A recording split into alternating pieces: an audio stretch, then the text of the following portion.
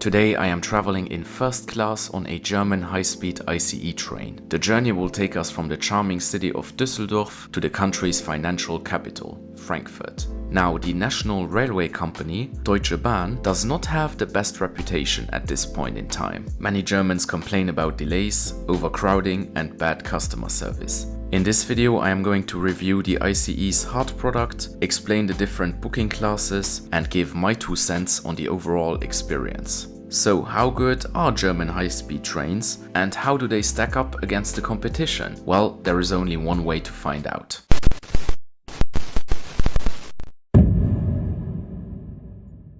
The adventure begins in Düsseldorf, the capital of the state of North Rhine-Westphalia. If you want to know what Düsseldorf looks like, I did a city tour here in my last video, so you can go check that out as well. Anyways, as we are heading to the train station, let's discuss some of the main issues that the DB is facing right now. According to their official website, almost 40% of German long-distance trains do not reach their destination on time. That is quite staggering when you consider that Germany is renowned all over the world for punctuality. There are many reasons for the DB's constant delays, and I won't go too much into detail, but the main problem is that the network is overcrowded. There are simply too many trains for the amount of available track. Another reason is that a vast portion of the network is undergoing modernization, leading to endless construction sites. Anyways, my train is supposed to leave at 3 minutes past 11 in the morning and arrive in Frankfurt at 12:48. So let's see if that works out. Alright then, welcome to Düsseldorf Hauptbahnhof, the city's central train station. Serving over 250,000 passengers per day, it is the 9th busiest train station in Germany. The red brick building and its iconic clock tower were completed in 1936. The interior is a bit dark and uninspiring, but there is an extensive offer of restaurants, cafes and shops. There is also a DB first class lounge outside the main building. However, not every first class ticket gives you access to that lounge. I will explain the different ticket options later, but just to clarify, I bought a non-refundable and non-flexible ticket, and that fare does not include lounge access. As such, I went to get some breakfast at a place called Prêt à Manger. It was soon time for boarding, so let's head to platform 19, where my train was already waiting. This is the ICE 625 traveling between the cities of Essen and Munich. The section between Düsseldorf and Frankfurt is about 240 kilometers, which the train should cover in 1 hour and 45 minutes. Now let's get to the train itself. This is a 3rd generation ICE capable of doing 300 kilometers an hour. It's part of the Siemens Velaro family and has 8 carriages with over 400 seats. I have to say that I love the ICE design and its red stripe makes it instantly recognizable. The best thing about the ICE, however, is the interior. So let's get on board. All first class carriages are located right at the front of the train so that nobody has to walk through first class to get to the onboard restaurant. Good thinking here, Deutsche Bahn. Now would you look at this interior. Sleek, modern, spacious and spotlessly clean. Nothing to complain here. Another thing to know about the ICE is that all first class carriages are a so-called Ruheabteil, quiet area. As such, you mustn't talk on the phone or have loud conversations. I certainly approve.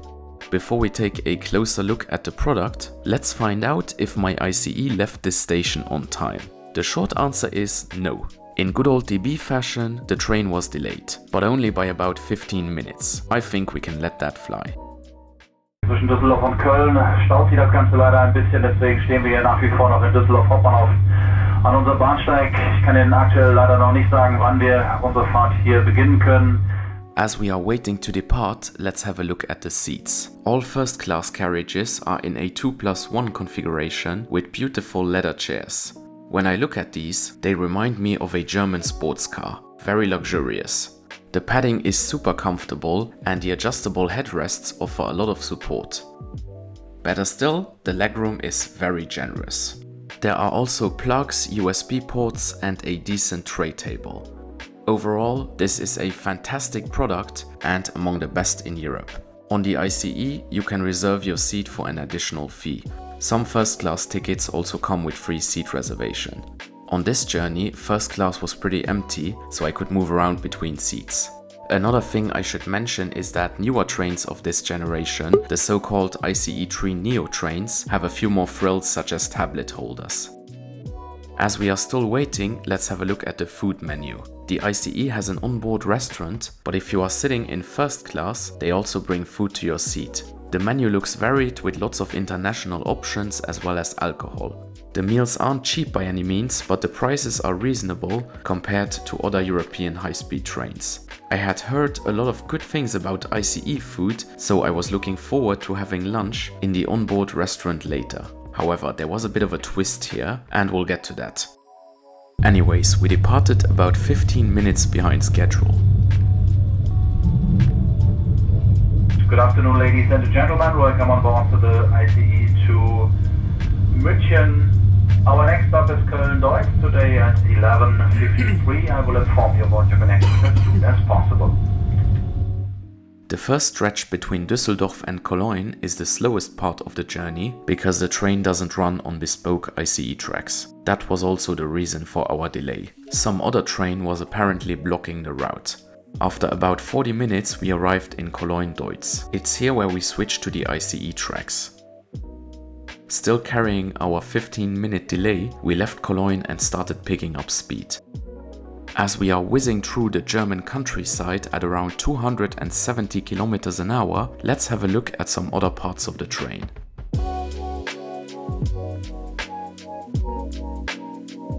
I am now walking through second class, and as you can see, it is way more crowded and less spacious than first class. But it is still a clean, modern and comfortable space.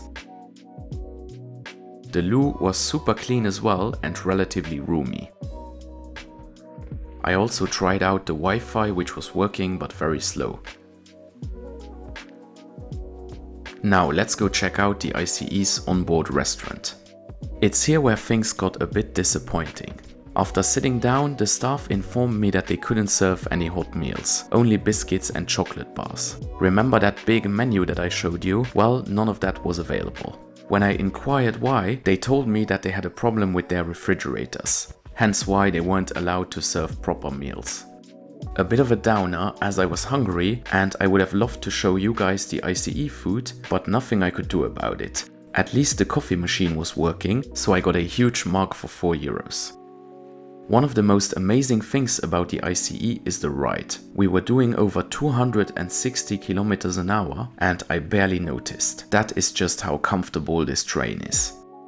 I returned to my seat as we were already approaching Frankfurt Airport. The only complaint that I have when it comes to the seats is that they don't recline all that much. To clarify, they are super comfortable, but the maximum recline isn't really enough to get into a sleeping position. Definitely something to keep in mind. We are now leaving Frankfurt Airport and heading toward the central station, my final destination for today. Riding into Frankfurt, you can catch some nice views of Manhattan, Frankfurt's business district. If you want to know more about Frankfurt, you can check out my city tour video, which I'll link down below. We arrived at 3 minutes past 1, still 15 minutes behind schedule. Not a major delay, especially for DB standards, but still a delay. As we are entering the station, it's time to reveal the price. I paid €45.90 for a non-refundable first-class ticket. That might sound expensive, but I should mention that I booked this ticket literally 1 day in advance. The DB has dynamic pricing, meaning that if you book this journey weeks or even months ahead of schedule, you'll get a better deal.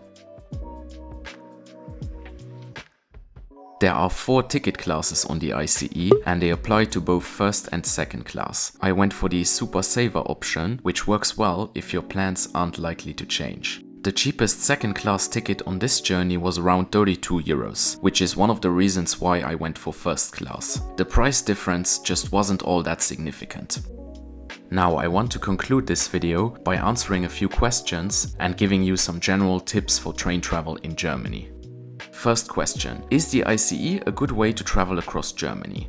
I would say yes. It is certainly not the cheapest option, but in most cases the ICE is the fastest way to get across Germany. You can also get a Flixbus that will cost a fraction of the price, but it will also take at least twice as long. The ICE has a great hard product, both in first and second class. As such, it is a very pleasant and comfortable way to travel as long as there are no major delays.